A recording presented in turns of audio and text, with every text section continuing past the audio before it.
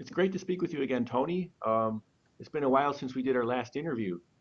Today, I'm looking forward to hearing your views on the topic of product versus process knowledge and how do you decide who to hire when hiring a sourcing professional. Can you first provide a brief background of yourself? I've been in the procurement profession for just over 40 years. Started in mill supply, industrial supply company, and have been in several Fortune 500 companies, Siemens, Emerson, Holley, carburetor, Johnson Controls Automotive Group, a number of companies that are very large operations. I've served as category manager, as director of procurement, manager of purchasing, a number of different titles, which are typically found within different companies called the same exact position, different names.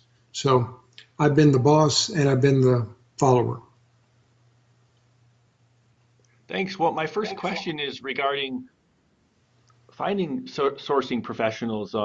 What are the stumbling blocks that a hiring manager may face when they're looking for talent in sourcing?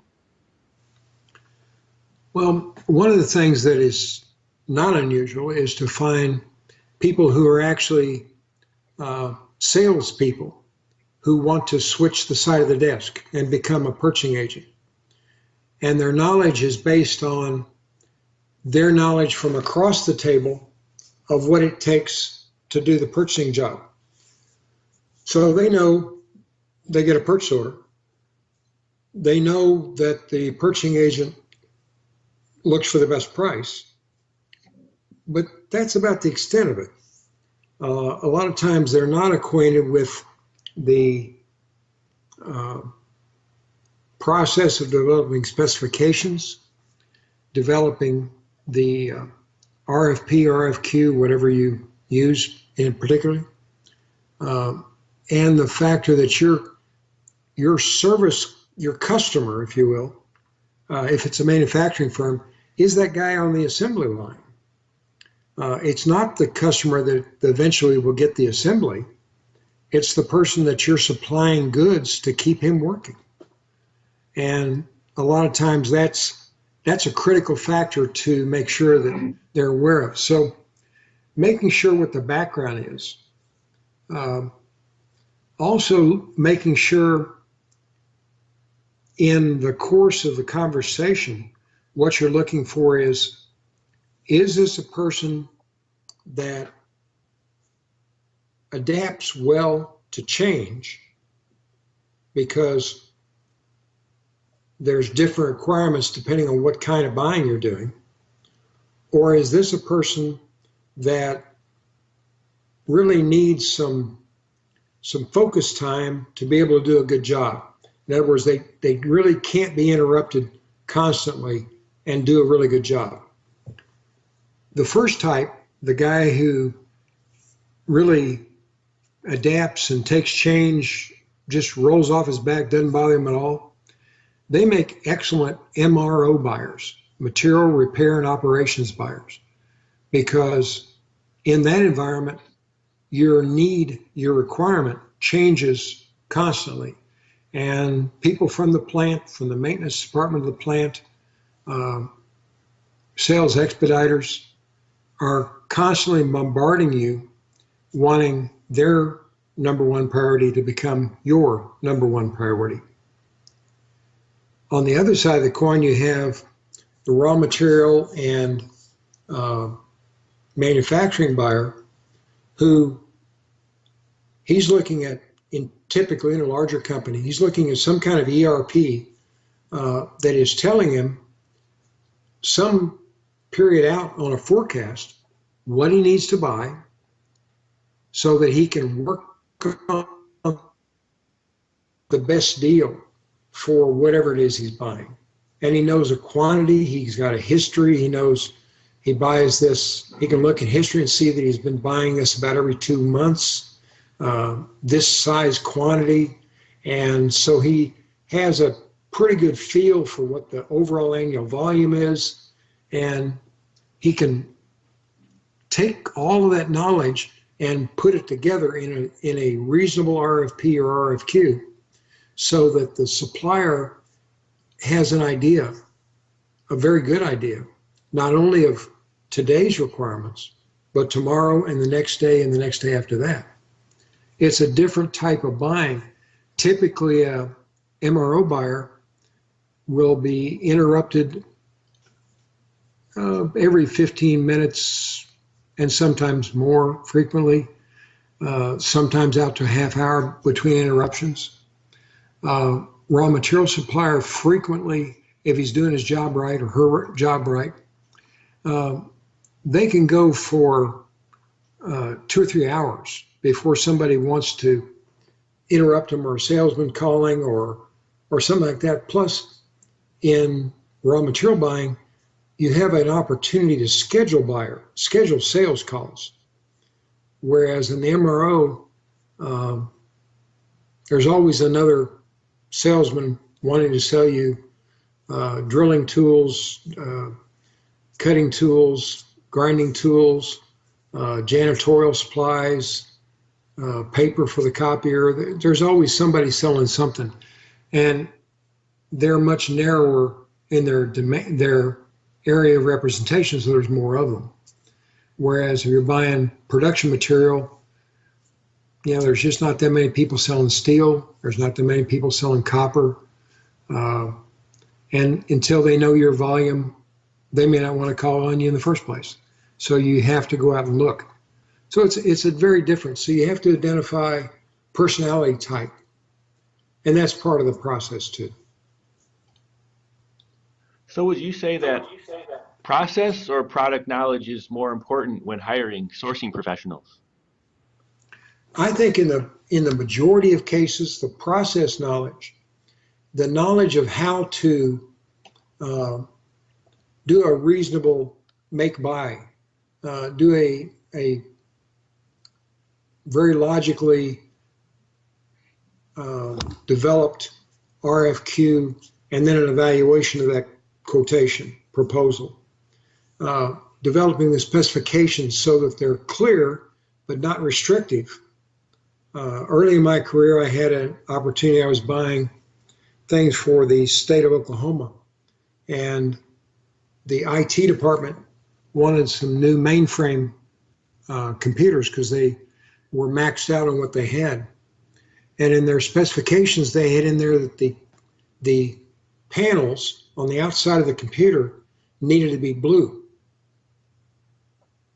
Well, I wasn't a big IT person, but I knew enough to know that there's a reason IBM's called Big Blue. And other mainframe manufacturers use other colors on their mainframe panels, the outside dressy panels. So he was trying to restrict it to just IBM mainframes. And so I challenged it to find out, was there a good reason? And the only reason that he had was they matched what he already had. Not a question of maintenance that would be cheaper if you had all the same manufacturer or something like that. It was strictly that they looked good, sitting side by side. So that skill, that knowledge of the process, the knowledge to know what you can share with a salesman versus what you absolutely should never share with a salesman. The personality that you're not going to be influenced by a salesman taking you to lunch or to dinner. That your ethics are well developed and understood. That whole realm of the process of being a professional purchasing agent, buyer, senior buyer, whatever title your company happens to have, that process to me has always been far more important, because I find the learning curve of a product, be it corrugated boxes, plastic molding, raw materials in the steel and red metals range, ferrous and non-ferrous. All of those you can learn, and there's always, in a true manufacturing company, there's always experts in your engineering department that know the details and specifics of the raw materials, and they can advise you and guide you, whereas they can't help you with process. In fact, they may lead you down the wrong path. So I far more valuable to me is knowledge of process than knowledge of product, with a few exceptions. And how would a hiring professional evaluate whether someone has the process knowledge? Generally, in a one-on-one interview, either on the phone or face to face, asking some key questions, such as situational type questions, where you would say, okay, you've got three current suppliers of left-handed widgets, and you're trying to determine what's the best strategic plan, sourcing plan for your company. How would you go about that? The answer they give you back is going to tell you a great deal about their understanding of the process, if you will, of strategic sourcing. If their answer is, well, I'd ask them all to quote and see who had the best price, they're probably not ready for a really heavy workload in strategic sourcing, because they've missed a lot of different factors, such as, are these the best three suppliers of that type product? Are there other people out there who are better? What's your history with the three that you're dealing with today? Are they delivering on time? Have you had pricing problems? Does their price go up constantly? And really all they give you is, well, that's the way it is. If that rest of the story is not part of the answer, they're probably not as process savvy as what you may be looking for. I mean, if you're looking for an entry level, yeah, that certainly could help you out. But if you're looking for somebody to take charge of a commodity category and handle it, you're probably going to be looking to have to help them a lot. Whereas if, and I've had this happen, you're looking for somebody in a category, commodity manager, and you ask them how to deal with it, and they start asking you specifics about what gauge metal, what the finish is on it, hot roll or cold roll if it's steel. They start asking very specific questions about the commodity itself. Then you know they've got the product knowledge, but you're still trying to get them back to, do they know the process too? I've known a few engineers that have gone into the purchasing area and have done very well. Not as many as I wish, because they'll get hung up sometimes in the product specifics and sacrifice price, delivery requirements, things like that, to get exactly the right perfect material. And we frequently say in purchasing, it's getting the right material at the right price at the right time.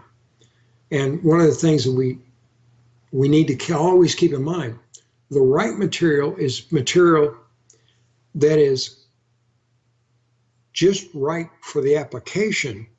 It's not better material and it's not worse material.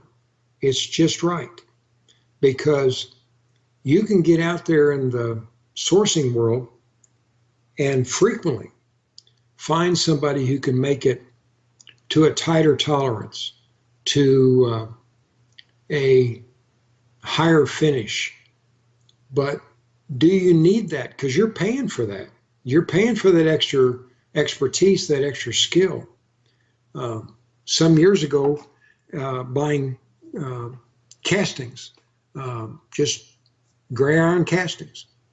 There was a company out of Germany that I was dealing with that was capable of making gray iron castings with such a fine finish that they didn't even need to be sandblasted to look like they'd been polished.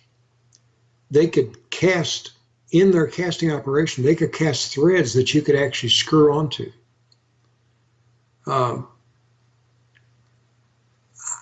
That was great, but that was not what I needed. I just needed a casting. It was casting nobody ever see. It was, the finish wasn't critical. I didn't have threaded requirements, so their pricing was typically quite a bit higher. So for the application I needed at that point in time, it just didn't make sense. Some castings I did buy from because they had that level of requirement. So you have to understand the specifics of your requirement and meet that, not what you think's better. And so sometimes an engineer can get hung up in that area, and that produces a higher cost of goods sold. And thanks, Tony, for sharing today. No, I appreciate your time too.